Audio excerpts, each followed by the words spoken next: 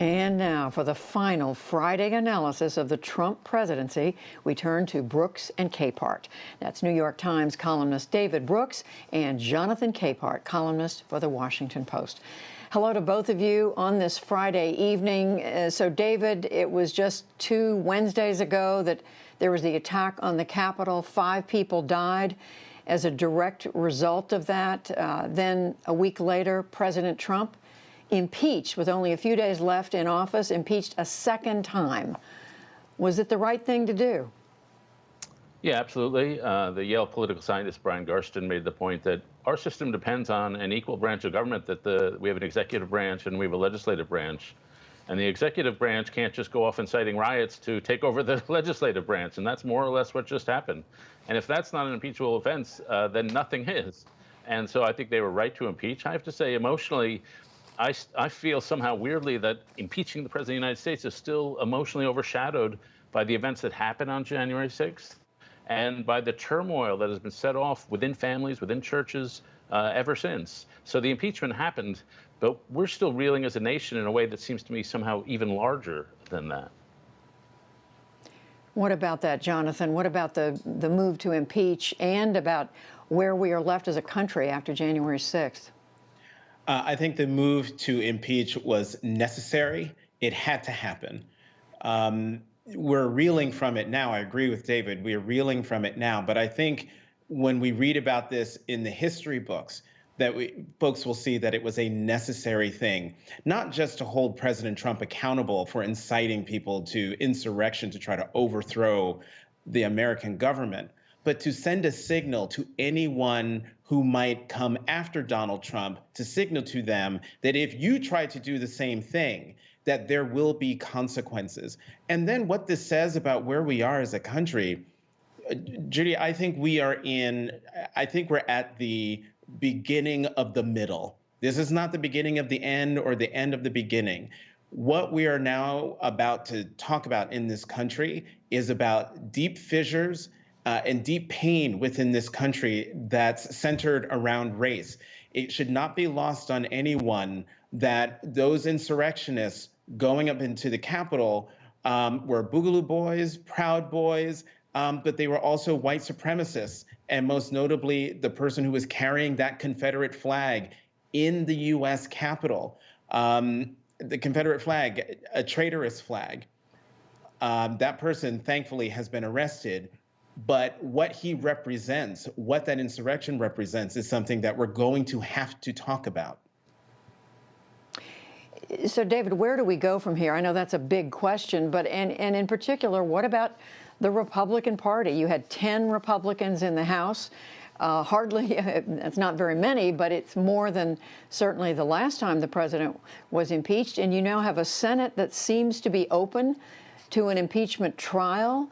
Where does the Republican Party head, and the American people still divided over what happened?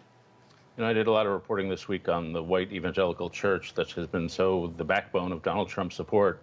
And you found some people really doubling down on Trump, saying it was all Antifa, et cetera, et cetera.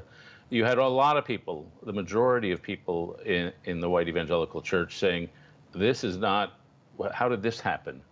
The John Hagee, a very Trumpy pastor in Texas, said that was not patriotism, that was anarchy. And so what you're seeing, and a lot of people who have made these comments against the marchers, against Trump, have received vicious backlashes. And so this is, in a way, a weird democracy in action, the Republican Party trying to figure itself out. And I happen to think the Republican Party is reasonably well postured to do decently politically over the next few years. But meanwhile, half of the party is detached from reality. And so how they figure out how you reattach people to reality, to facts, how you address what Jonathan talked about, the racial issue, the economic resentments. I've lost track of how these things are all separate. Somehow race, extreme nationalism, Christian nationalism, it's all economic anxiety, it's all become fused into one poisonous fiber. And that's hard for a party to expunge. But somehow we need 2 responsible parties, and that's part of the job. And Jonathan, clearly a lot to sort out here, and it's not just about the the Republican Party, the people who are supporting Trump, but surely they are part of it because they're going to figure out where they are now, where they stand now. Right. There are serious conversations that need to be had within the Republican Party and also among people, as David was talking about, who are conservative and who support the Republican Party and support their candidates and their leaders.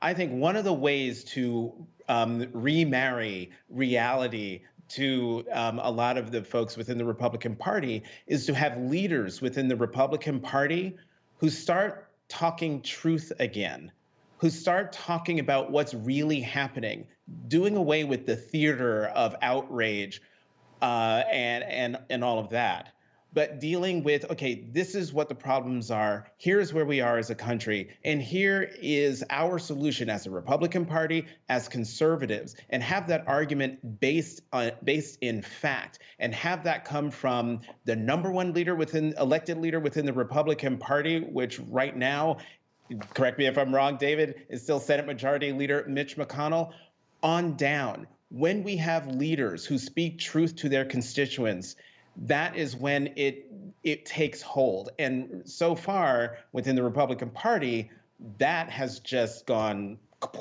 like that. David, you want to pick up on that? I mean, I'm wondering, what is it that Joe Biden is inheriting here as he steps into the presidency next Wednesday? Well, our NewsHour friend Mike Gerson wrote George W. Bush's inaugural speech in 2001, and that was a bitterly divided election, if you remember 2000. But Mike went back and looked at that speech this week, and he said we could still count on an underlying unity of the country, and we could appeal to that in the inauguration. And Mike said, I look back on that speech, and it seems so naive now. And so it's a bitterly divided country. But the first thing Joe Biden needs to do is he needs to show physically, materially, he cares about people who think he despises them. And so he's got this $1.9 trillion COVID relief. It's got unemployment insurance. It's got up to the $2,000 check. It's got a child care tax credit. It's got all these physical manifestations of government saying, this is a hard time. I care about you. I'm helping you. I think if those programs went out to Red America, they would see that Joe Biden is not the doom of America, which a lot of people have convinced themselves he is, but there's actually someone who can help you. And I do think that's the beginning of turning around. They're not going to listen. They're not going to attach to reality until they feel that somebody cares and sees and hears them. And these has to be done physically, not just with words. Jonathan? Yes, I agree with that completely. And talk about a person who is the person for the time. I mean, if anything, if there is a word to describe President-elect Joe Biden, it is empathetic. I think it was the one thing, the one big attribute that he had that was his calling card in this election, that he was someone who, when he spoke and people looked at him, they felt in their bones, that he felt in their bones whatever issue that was hurting them. He felt their pain. And it's in every speech, it's in every comment, it'll be in every policy. And I think if the Biden-Harris administration pushes forward and keeps empathy at the top of their agenda, at the top of what they have to say to the country, I think they will succeed in showing all of America that they care about them. So, David, finally, is it a good thing for Joe Biden to begin his presidency, back to impeachment, with an impeachment trial in the Senate competing for attention and for time and everything, for that matter? Yeah, I completely support impeachment, think it's the right thing to do. I think it would be a bad thing to have the trial in the Senate. Joe Biden has to pass that legislation. We just had a horrifying report 10 minutes ago on COVID. That was horrifying. And so we need to solve that problem. We need to pass this piece of legislation. $1.9 trillion, a very complicated piece of legislation. I think it's got a lot of things a lot of Republicans can support, a lot of things Joe Manchin, the West Virginia, can support. And so you can I think that bill can be supported, and we can get $1.9 trillion out the door to the American people, but it's not going to be an easy lift. And maybe in Senate trial A takes up a lot of time. B, it'll stoke all the flames. The Republican Party will find it very easy just to go in opposition mode. I'd love to think that we can at least have a couple months of action before they go in opposition mode, and I'm afraid the trial will do that. Jonathan, what about that? Is a trial necessary? Yes, it is necessary. And this is my first time disagreeing with my friend David. It is necessary for what I said, the reason I said before, because of the message it would send to someone who might try what President Trump did in the future. You know, people elect senators to come to Washington to do hard things. And over the last few cycles, what we have seen is a Senate that gets nothing done unless it's confirming judges or voting on inconsequential legislation.